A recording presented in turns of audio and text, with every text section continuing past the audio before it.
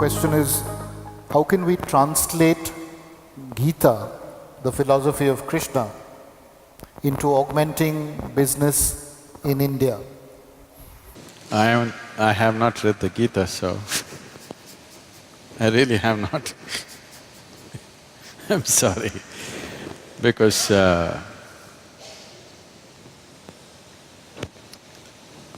for me, my own vision has never failed me. So I always kept away from all scriptures because I didn't want to clutter myself with something or the other.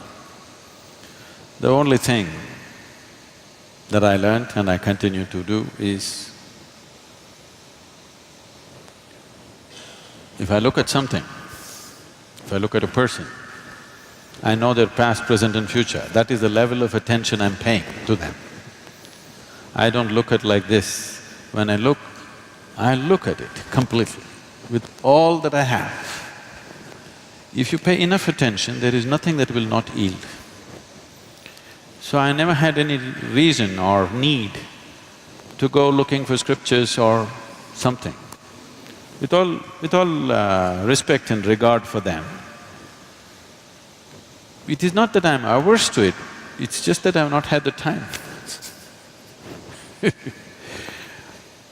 How this whole process started is, when I was very young, I realized that I just don't know anything.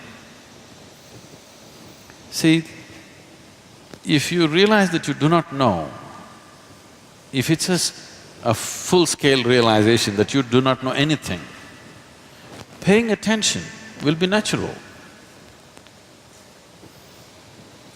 because you know everything. You know this guy, you know this. There are assumptions and assumptions and assumptions. Well, I've used it in a different way, but even if you're doing business, even if it's for business purposes, the only reason why one human being seems to be… all the opportunities seems to be going in his direction and not other people is simply because he's able to see and other people are not able to see. It's not that it's not there for others. One is able to see and others are not able to see. So essentially, a leader means that you're able to see something that others are not able to see. So, attention without intention, simply being attentive, that's what we were trying to do in the afternoon. Not paying attention to something, just practicing attention, a very heightened level of attention where an unfocused attention, but when you focus it on something, just about anything has to yield, there is no other way to that attention.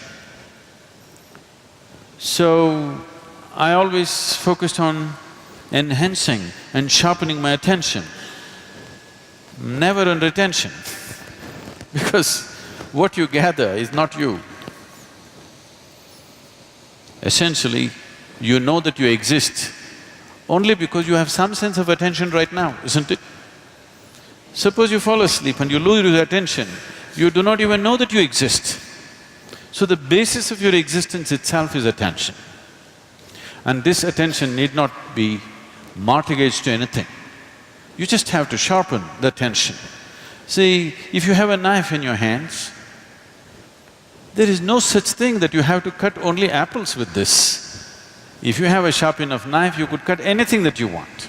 But the important thing is the knife is sharp enough, so that your attention is keen enough, not for something or the other.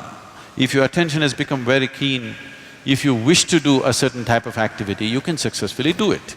I think I must say something about my own enterprises at one time. My enterprise started when I was 8 years of age.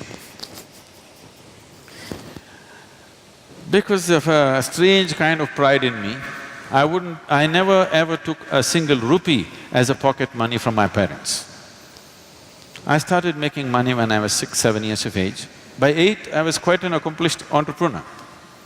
Simple things. Even today I'm known in Mysore because I caught snakes in everybody's houses.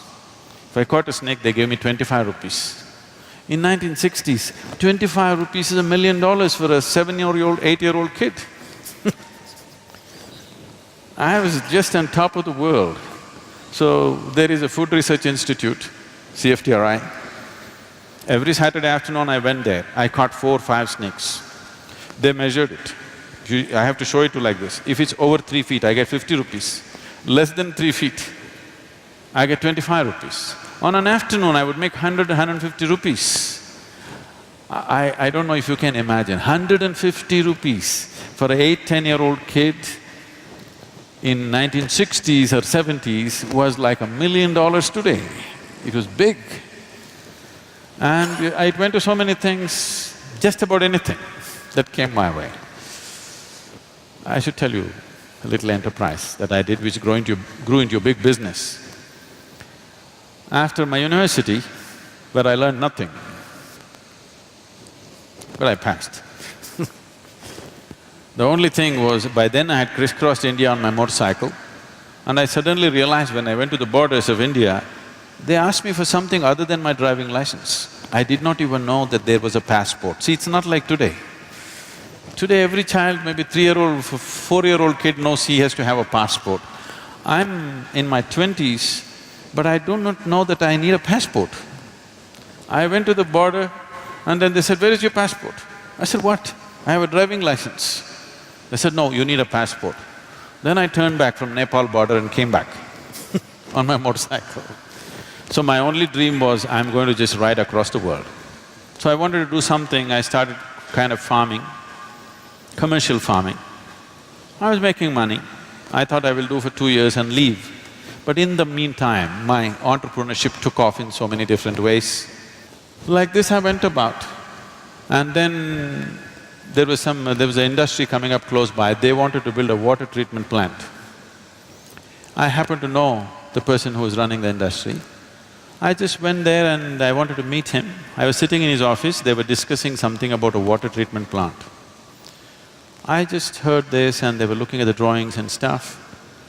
Then I asked him, "Can I apply? Can I do this? Because it is close to my farm, can I do this?" He said, "No, this is very complex, there are some experts from Mumbai and Bangalore who will come and do it, you cannot do it." I said, "Give me a chance, let me see." I took the file from him. I went and read through everything. Then I went back to him after 3 days and said, "I can do this." He said, "Don't you do this, you're my friend. I don't want to do this." "No, just let me give a tender." So those days, there was something called as Navakarnataka bookstalls. They were selling only the Russian books. You used to get big literature books, you can get Lev Tolstoy's War and Peace for 2 rupees and engineering books for 1 rupee, 2 rupees, all hardbound books. I bought 10 books about water treatment plant, sat down in my farm and poured through this day and night. I made my own new design. I went there and I gave a tender for 1.76 lakhs. Mind you, this is 70s. And the closest tender was 32 lakhs. The highest tender was over 60 lakhs. He looked at this and said, "You are funny. You're not going to do this." I said, "No, I can do it." He said, "No way you can do it. Look at this, the nearest tender is 32 lakhs and you're saying 1.76 lakhs. How will you do it?" I said, "Give me 1 more day." I went back again and poured through the books. I said, "I'll do it." Then he said, "It's 90 days, you must finish this and it must work. If it doesn't work, at your own cost, you must remove it, clean the site and go, and I will not give you a rupee of advance." I again went and poured through the books. I said, "I can do it." I completed this in a little over 70 days. I did this in 90+thousand rupees. In one shot, I made 80,000 rupees, just like that. People thought this is a hit. There my construction industry started. Raja Ramanna was coming for RMP plant. He's just coming in a helicopter to see where the site is. There is no anybody there. I just went and met this engineer, he was breaking his head, "I don't know what to do, I have to mark the site." I said, "I've got pegs and white cloth. I will just go and mark the site for you." I marked it, they paid me 38,000 rupees for a 15-minute job. I went on my motorcycle and just fixed it myself. Like this, my enterprise started and we grew into a major construction company. We were going very big, but then I got enlightened, so I gave up.